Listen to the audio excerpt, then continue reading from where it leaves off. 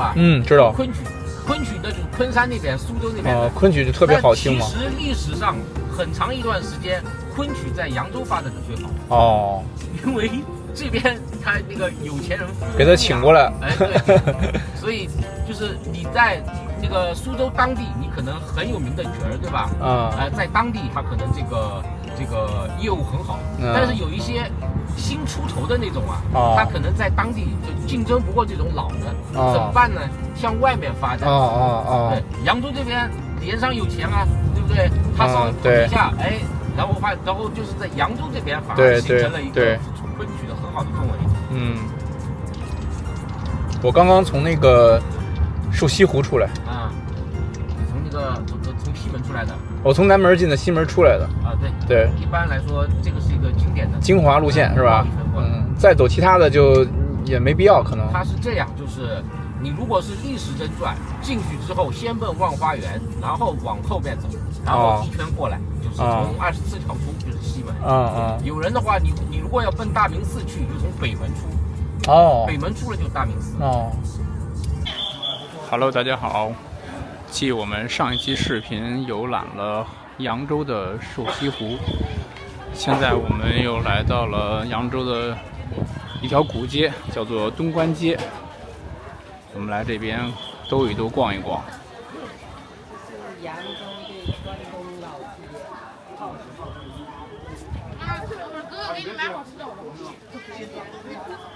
这边有一个东关街的导览，往前走就可以到个园。个园也是扬州非常有名的一个园林，还有河园。一条东关街，千年古扬州。东关街是扬州城最有代表性的一条历史老街，其市井繁华度，正如唐代杜牧的诗句“春风十里扬州路，卷上珠帘总不如”描述的一样。东关街长约1000米，宽约5米，位于广陵古城东北角。因为街道由西向东，直抵东关城门，或者说直抵东关古渡，故名东关街。经过1000年的积淀，东关街留下丰厚的历史遗存和人文古迹，堪称中国大运河沿线城市中保存最为完好的商业古街。街区拥有较完整的明清建筑群及鱼骨状街巷体系，保持和沿袭了明清时期的传统风貌特色。这老店扬州三把刀。扬州嘛，有非常有名的就是三把刀。这三把刀指的是什么呢？就是厨刀、剃刀，还有就是修脚刀。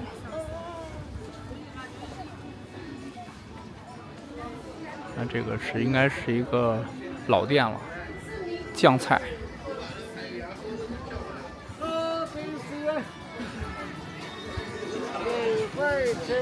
在这个旁边还有一条小的，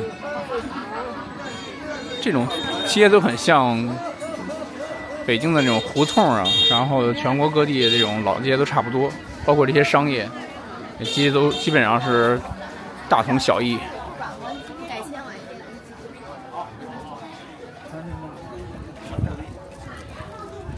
这边是扬州老鹅。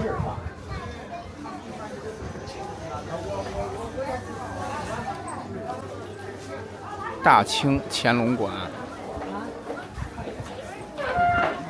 这是卖手串什么的吗？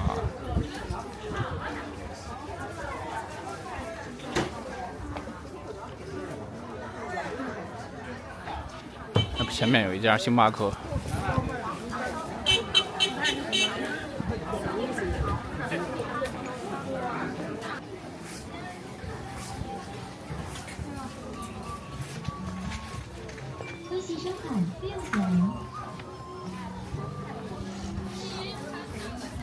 这家店就是租借汉服化妆、拍照的这种。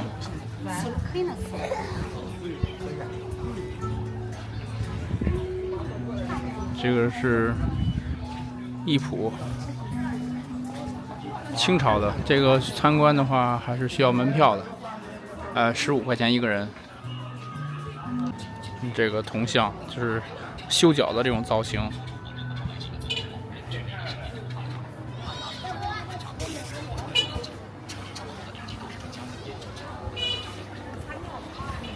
还行，今天人不是很多。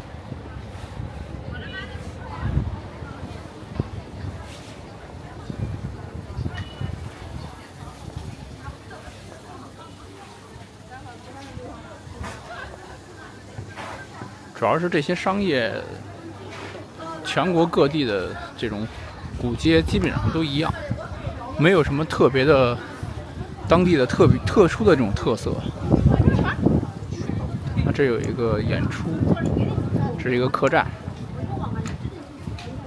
还有自己的小剧场。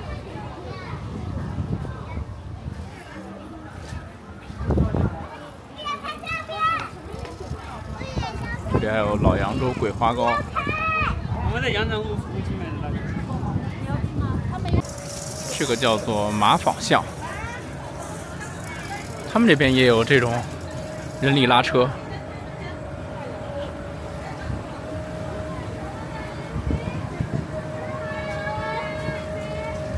这个是敦煌沿站遗址，是以前的食盐批发的商铺。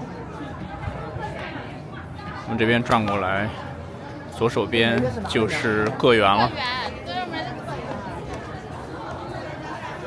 其实如果浏览完个园的话，从南门出来之后，就直接到敦关街了，还是蛮方便的。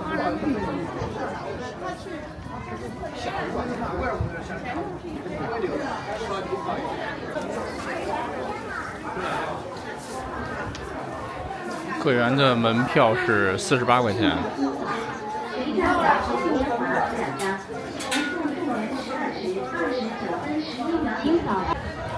这个是建于民国年间的胡氏宅地，主人是在南通开设钱庄，后来在上海银行中南银行担任过经理。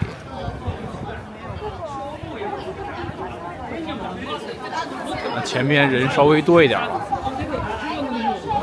在右手边是叫做街南书屋，这应该也是一个现在变成酒店了。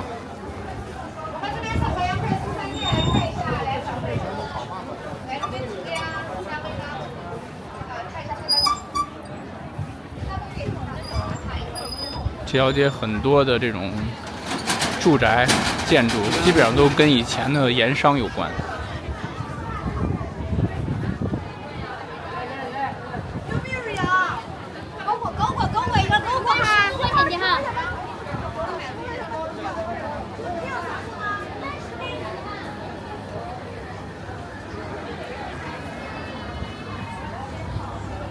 这里边是一个美食广场，我们走进去看一看有什么吃的。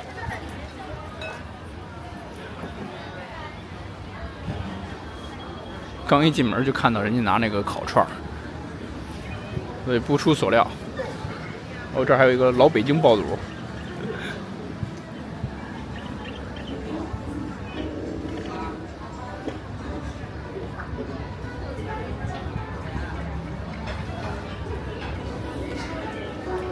这里边有一个叫做民间淮扬菜，然后这右手边是这个淮扬食府蟹火鸡，应该是吃蟹的。走嘞。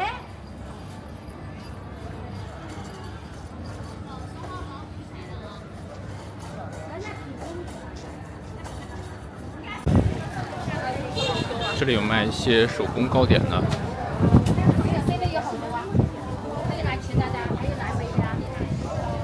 多少钱一个？扬州炒饭。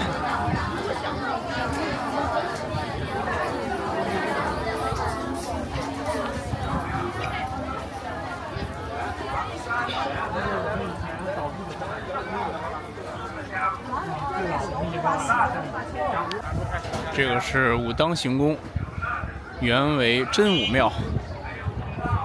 这个武字还是手改的，手写改的。这边还有一个财神殿，功德箱。左手边是一个文创市集，这里面应该卖一些乱七八糟的饰品、玩具、冰箱贴之类的吧。看到这些东西都有一种似曾相识的感觉，就不知道在哪个城市见过。这里边音乐挺劲爆的。逛了一圈，当然这里面毫无购买欲望。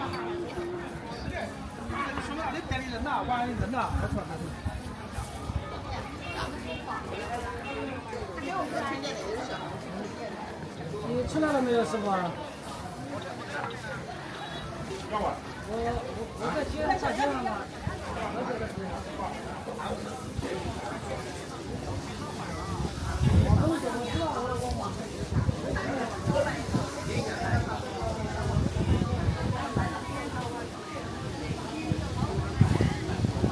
为什么现在看这些糕点，怎么感觉就是全国都是一样的呀？然后都是以当地为名，说这是杭州糕点，这是扬州糕点，但是一看真的，以前有这种东西吗？感觉都是长得一样的东西。现在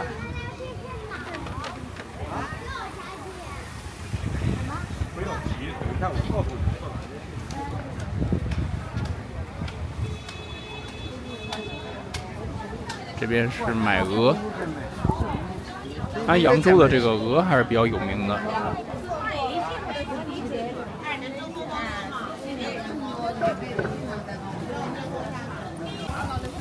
我觉得我对这条街唯一一个食物感兴趣的，就是这个扬州的老鹅，看着还挺不错的。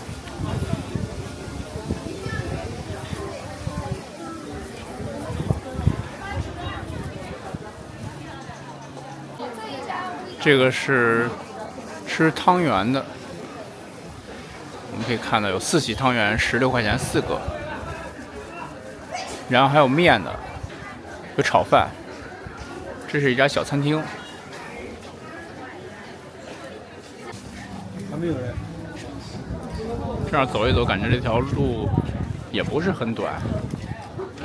看这边有些大师足疗、大师修脚，30块钱。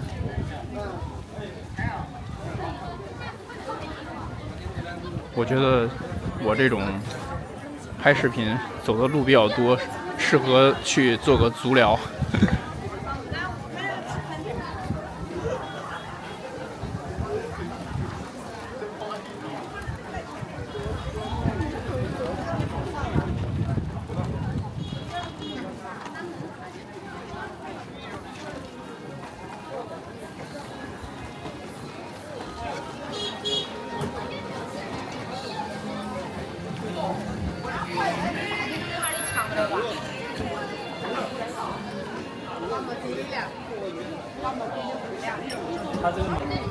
在这个旁边叫做观巷，这里面还有一些很小的店铺。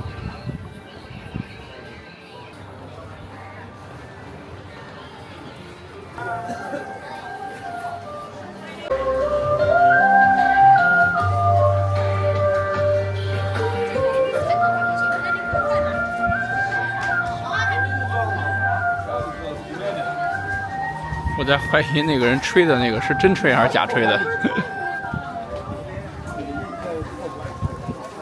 这边有一个春日游园会，我们进去看一看吧。来都来了。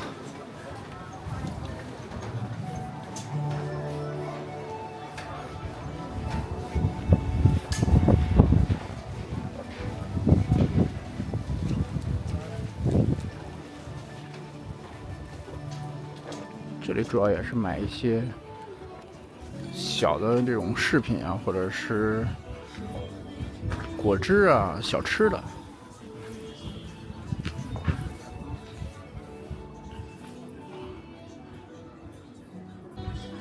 很多人到这里面转了一圈就走了，看来这个做的还不是很成功啊。就是没有什么特别可以能吸引人、把人留住的这种。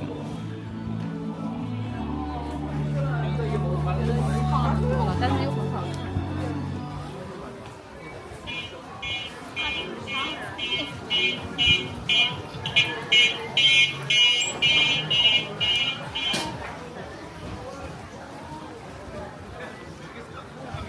真的很烦的，这个就是这个电动车这个喇叭，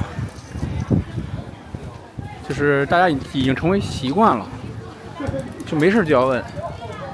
我觉得这个喇叭是不是可以电动车厂商改一改，把这个不要这么的刺耳。你像以前我们小时候这种，或者是自行车这种车铃，即便摁也还是挺悦耳的。现在这种就是，哎呀，走在马路上就比较刺耳。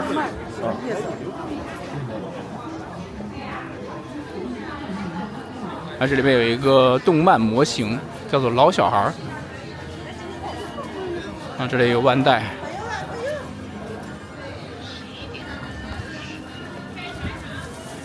这边是药膳酥。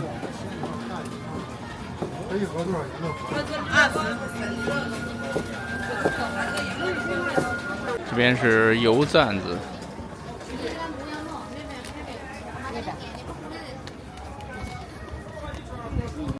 右手边又是3把刀，左边又是卖这个梅花糕、桂花糕的。这边有一个打卡点，叫做街巷扬州。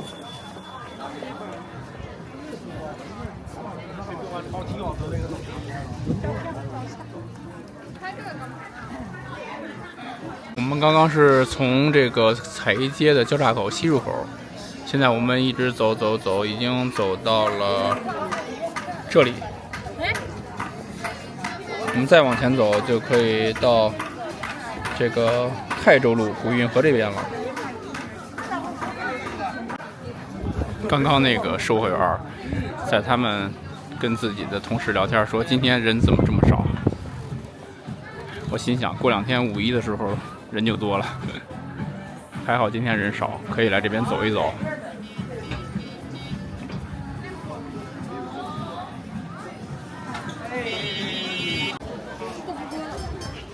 这个卖鹅的这个名儿叫做忘不了老鹅，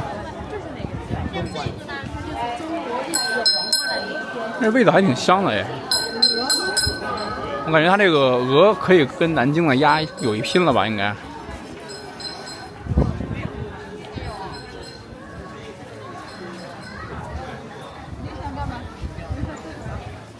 这边店铺里的人还是没有什么人去光顾。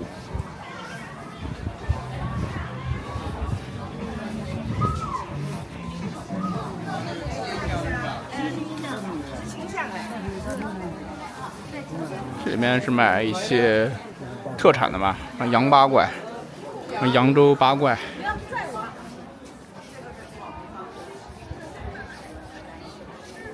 前面就走到这个城门楼子了。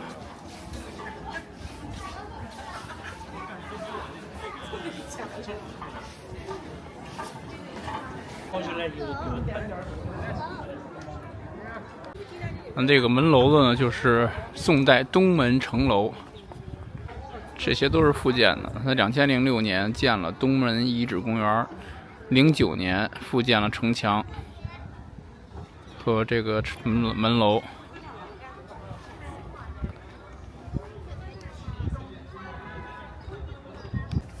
我刚刚又返回了这个东关街，穿到了里面的小巷子。现在我们要去那个皮市街，去皮市街再逛一逛。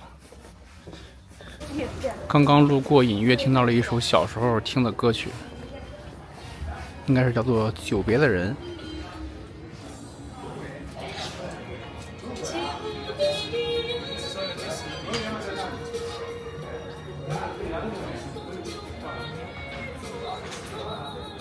不知道大家有没有听过这首老歌？如果没记错的话，这个歌手应该叫做白雪吧。小时候的那个 MV 画面我还清楚的记得，好久没有听到这首歌曲了。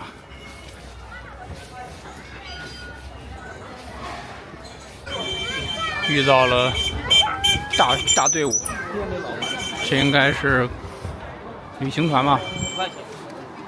我们从这边走，应该就可以去到皮市街了。这个应该就是皮市街了。据说这个皮市街是因为以前卖皮货的一条街，所以叫做皮市街。然后现在好像开了很多比较小资洋气的店，有一些咖啡店什么的，也现在深受年轻人的喜欢，所以我也来这边逛一逛，看看有没有不错的咖啡店，我们喝杯咖啡。打车过来的时候，那个出租车司机师傅还是比较跟我推荐皮市街的，这样看着还不错啊，就是两边的绿树成荫。这右手边是一个糖水铺，啊，有点小洋气了。这里边。周六、周天、节假日，电动车请绕行。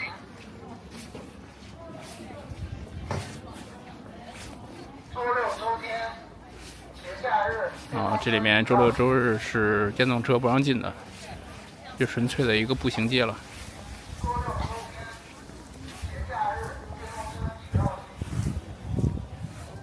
这个墙上的花儿开了一大片，啊，这个小风一吹还是很舒服的。虽然还没有开始逛这个皮市街，但是这种感觉，我可能更喜欢这条街。那个东关街，我觉得，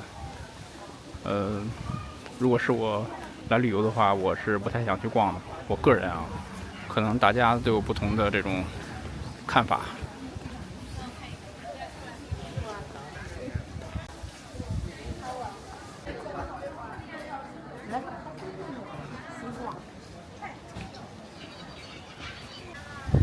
这个左边石子路上还放了一些户外的椅子。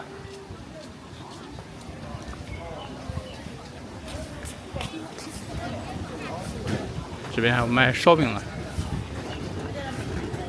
烧饼还有麻团。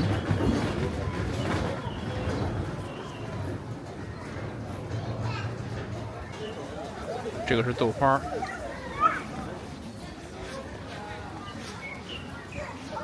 皮市街的话，应该长度大概在700米，然后这边走就可以到朱自清故居了。沿着皮市街呢，一直走就可以到河源。刚刚东关街那边是个园。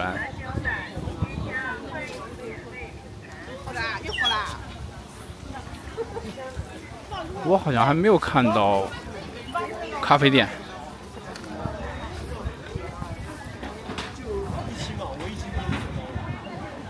这边是卖梅花糕的，还有瑞士卷专门店。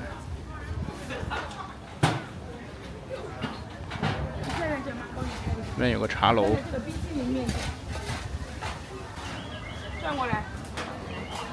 这个叫做边城书店，它是搞这个古籍修复，还有文化策展的。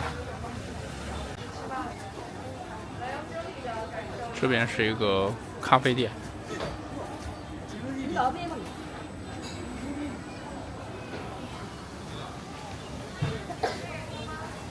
我们再往前看一看，是一个食铺，也就是一个小餐馆吧。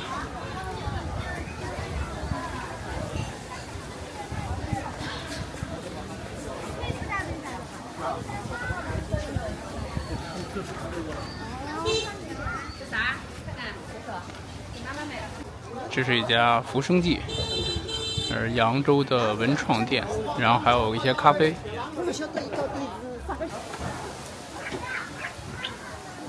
左手边这个拍立得照相馆里面人还是挺多的。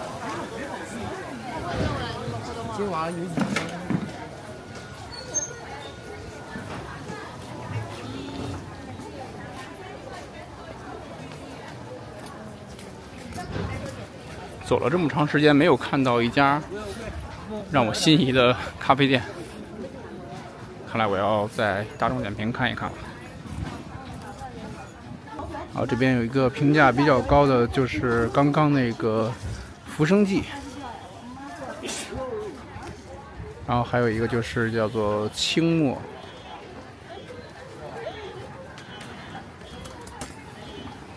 我们继续看一看吧，往前。这是一家糖水铺。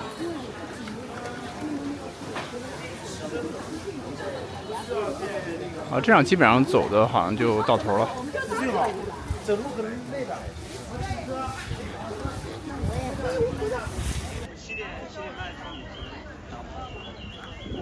刚刚我们走到头了，我就掉个头吧，掉个头回去那家叫做浮生记，那里喝一杯咖啡。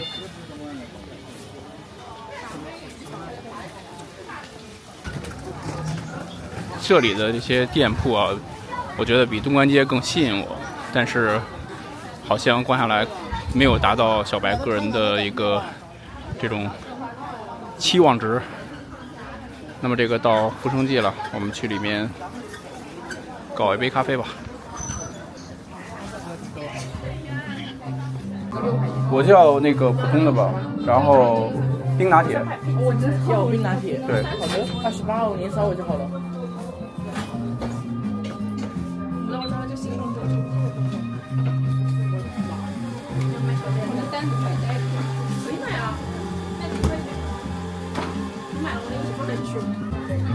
这里面是他店铺里面的一些冰箱贴、小礼品什么的。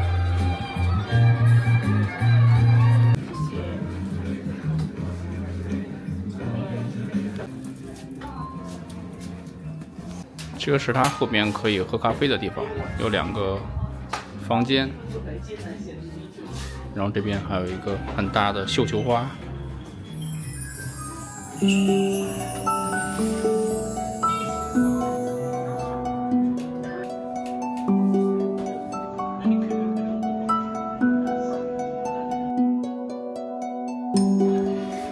现在小白就从这个批市街走出来了。刚刚发现了一个很搞笑的事情，就是我要去那个公共卫生间，然后一个阿姨在里面收垃圾，就是无视这个游客的这个需求，一直在那儿收垃圾。然后我说：“阿姨，我需要用一下卫生间。”然后阿姨说：“你用你的呀。”我说：“您是女的呀。”哎，这种事情就怎么说呢？难以理解，你知道吧？值得吐槽一下。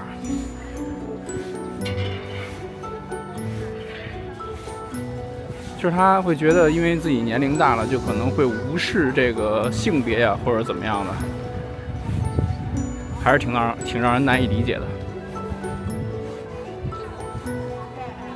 好了，那现在我要打车了，然后我们下一个视频见。我要去这个叫做大运河博物馆。